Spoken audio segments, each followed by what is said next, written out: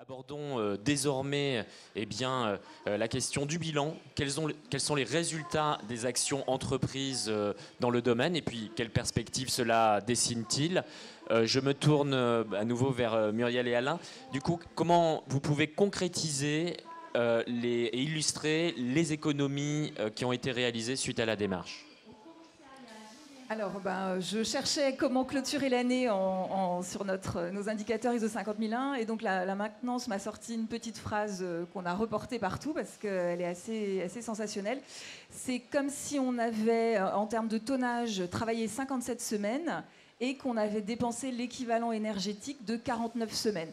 Donc si on se compare à l'année dernière, on a produit plus et on a consommé 3 semaines d'énergie de moins. Donc là, on est vraiment sur des résultats...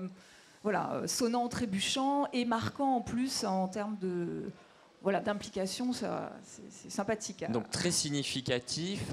Et est-ce qu'on peut les remettre en perspective avec l'historique, sur 10 ans, 15 ans en d'autres termes, ma question, c'est un progrès un peu ponctuel ou c'est finalement une nouvelle étape après une série de progrès? Disons que c'est sans fin. Je dis, à chaque fois qu'on creuse, on trouve.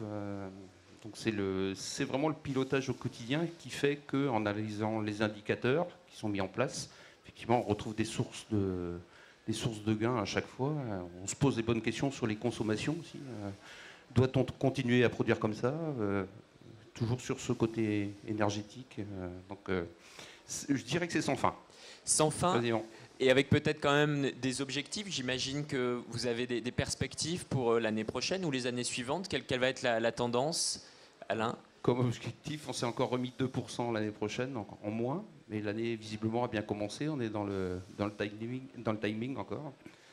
Donc voilà, avec des petits investissements, un sécheur d'air qui est correctement dimensionné, et voilà, entre autres. Donc, Muriel Gasser, donc un progrès significatif réalisé, une nouvelle perspective de progrès. Et pour répondre juste à la question sur l'historique, comment le remettre dans le contexte, aller sur les 10-12 ans? Effectivement, on a schématisé dans le cadre de l'ISO 50001 qui oblige effectivement à faire un diagnostic complet notre courbe énergétique depuis 2004.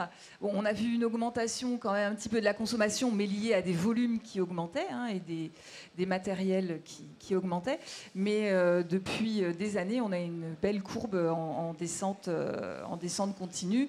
Et effectivement, le fait le plus marquant, c'est vraiment l'agrandissement de l'entreprise qui n'a absolument pas coïncidé avec des augmentations de consommation énergétique, mais même avec une poursuite de la baisse, avec différents investissements et façons de faire qui ont permis de continuer à diminuer la consommation. Et est-ce que dans cet investissement, d'une certaine façon, ça a permis peut-être aussi un meilleur ajustement des capacités de froid au volume produit et peut-être aussi d'investir dans des technologies moins gourmandes parce que plus récentes?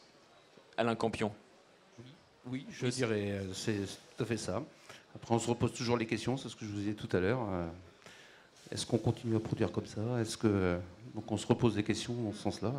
Après, des choses qui sont parlantes, par exemple, en termes d'éclairage, on est passé sur du LED sur toute la partie agrandissement. Donc on y a gagné forcément en consommation. On y a gagné en qualité d'éclairage. Donc ça, et du coup, on n'avait pas forcément planifié à si court terme de faire le relamping du reste de l'entreprise. Mais au vu de telles améliorations et de consommation et de qualité qualité d'éclairage, on a poursuivi assez rapidement derrière. Ralph Dabsens, pour EDF, la question des résultats obtenus dans les entreprises dans lesquelles vous intervenez, quels sont les résultats tangibles qui peuvent être effectivement observés? Et puis la question des perspectives, et puis il y a forcément au cœur de ce sujet une question clé, c'est le prix de l'énergie.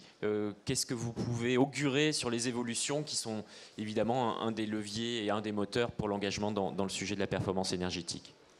Donc effectivement, la question de la performance énergétique, elle est double. Elle est effectivement la question de la performance économique, et puis on en a peu parlé pour l'instant, mais c'est l'engagement responsable vers une performance environnementale. Les résultats sont bons, ils sont différents selon les secteurs. Encore une fois, je leur dis, il ne faut pas hésiter, il ne faut pas avoir peur d'ouvrir ou de réouvrir le sujet. Ça, c'est le premier point qui est capital. Et on l'a vu, les résultats payent.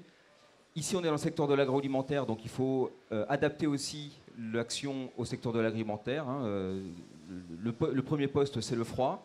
Donc on commence à avoir des solutions assez matures sur un certain nombre de techniques. Mais effectivement, après, l'enjeu, c'est d'aller plus loin.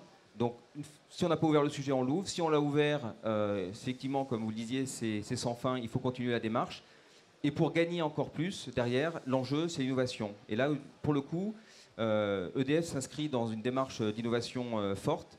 Alors, d'une part, en intégrant de nouvelles compétences au sein du groupe, puisqu'on a intégré maintenant un pôle service avec des entreprises comme Dalkia ou Cesbron, qui est un acteur fort du froid dans l'agroalimentaire. Et l'innovation, ça va passer par des techniques plus performantes. Nous, on a développé un concept qui est la commande prédictive, qui permet de mieux réguler les groupes froids et donc qu'ils consomment moins. Il y a les questions autour des produits performants, des usages, des moteurs, etc. Et puis, il y a un nouveau volet qui arrive, qui est capital. C'est tout l'enjeu de la gestion de la donnée, de la gestion dynamique, intelligente de la donnée, où là aussi, on développe des modèles qui permettent de mieux consommer, jusqu'au concept de l'usine du futur, puisqu'on l'a dit, vous l'avez dit, au départ, il y a quelques années, on n'intégrait pas forcément, dès le départ, la question énergétique. Et il y a un vrai enjeu pour toutes les nouvelles usines à envisager l'avenir, imaginer comment pour mieux travailler, distribuer l'énergie, et avec la question de la gestion de données numériques.